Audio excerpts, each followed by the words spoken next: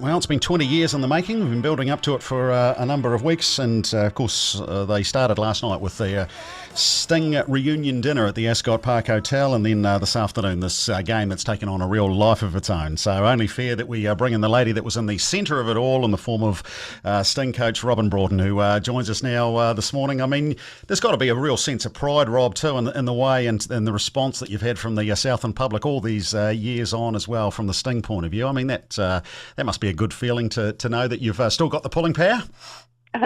Well, it was an incredible 10 years, and the community, they became part of our team, really. Like, everybody knew everyone, and we'd walk down the street, the girls would walk down the street, and it was first names, and it was just like a Southland thing, really. That was all part of them as well.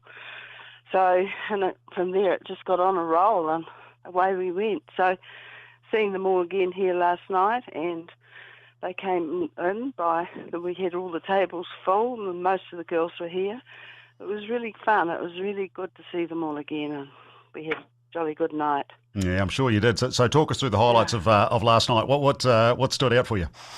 Just the demeanour of everybody, and Bernie and I did a question and answer session, and Bernie's so able in those sort of situations, and there was lots of humour, and the girls were just loving one another's company. I mean, a lot of them hadn't seen one another for years, so it was that sort of thing. It was a really familial sort of night. It was lovely, and good speakers, and Ray Harper did a wonderful speech. He's incredible, actually. He got up and no notes. What did he tell us to start with? He's 91. Well, he did a good job, so that was all great. Robyn, the line's sort of been rolled out a few times that the Sting made Southlanders proud to be Southlanders, sort of again through that era when times were probably tough, a wee bit tough for the province. This team was bigger than netball, wasn't it? In terms of Southland, it must have been really proud to be part of something like that could lift the province. We all were. Yes, we did. We were. It was when it started. We were just accepted, and then when the girls we were together, then we were very accessible to the people. The girls were out there constantly in the schools, out at everything that was on, out in the country, going places. It was like all those girls that travelled in. That's what Bernie said. Her and Tania used to come weekly on the plane from Auckland, and Tania knew everybody on the plane, and the finish she'd be talking to everybody, and so people just became part of our whole family type thing for a whole 10 years we were going. So it was when you look back, it was like a community thing. It was like Southland. We played from Southland, and Southland took us under their wing, and it was all part of one person, really. It was lovely. It's one of the most redundant questions to ask, Rob, probably, but I'm going to try and phrase it in a way that you can answer, because I know it's very difficult to say what was the highlight. And is there anything that stands out? And of course, it's the entirety of it all. I'm sure that that does. But when you look back at it from a coaching point of view, from a performance point of view, I mean, is there anything or any moment or anything that sort of jumps off the page? And when I ask you a question like that. Well. Well, I'm sure that would have been quite a good answer, but unfortunately we seem to have lost her. So we might try and just see if we can get Robyn back on the line too, because I thought I didn't think it was a bad question, Sav. I think it was great. I'm sure I've asked Robyn far worse questions and haven't been hung up on, so I'm not sure it's your question, Nick. Maybe we had a connection issue, so we'll just do this live on the air so we get her back on. This will be good. This will be good. Well, no, we've got you back, and you're back on live, Robyn. I didn't think it was a bad question. You hung up on us. Was it that bad? I'm just standing here. It must be my phone. No, you're fine. I mean, that was a team joke, actually, me and my phone. Usually it wasn't to be found, neither was I. Well, it's good that you've delivered on that on air as well, too. That's fantastic. So just to that point, what jumps out, when I ask you a very generic question like that? Yeah, well, probably just, it was the increase in skills as well, that we were forerunners in lots of things in that respect, that we tried things that were different.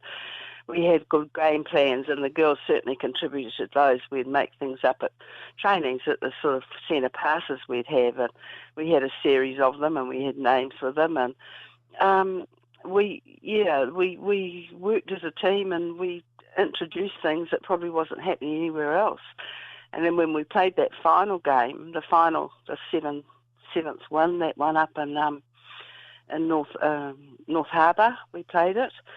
That was the most incredible night, the way that we won that, because that was goal for goal right for the last 20, 30 seconds, and they had the ball in the circle, and the girl was shooting. The shooter was putting, just about to take a shot, and one of our players was standing on the outside, and she said, here. And she was talking to one of our girls, but they thought she was talking to them, and the shooter turned round, threw the ball to her, and we took it down the other end, got the goal, and then it was our pass off, and that was it. We won the 7th title. So it was all sort of a bit of fate, really, more than anything. Well, and you'd we earned still that. talk about that. It was just that last pass that she just turned, the shooter turned and threw the ball out to us, and away we went. It was like, wow, someone's looking from above and helping us. That's what I mean. You'd earned that after 9 years. There's no doubt about that with all of that work. Yeah, I mean, the thing that I've said this a couple of times and talking to some of the girls over the last few weeks as well. Now when you look at it, of course, you've got the context of sort of professional sport that we look at through that prism now. But then, when we roll that clock back to the start of things, and you talked about it was how progressive you were. It was groundbreaking, really, wasn't it? And the way that you resourced the whole thing. Yes, it was. We were well supported here in Southland. We had our own home.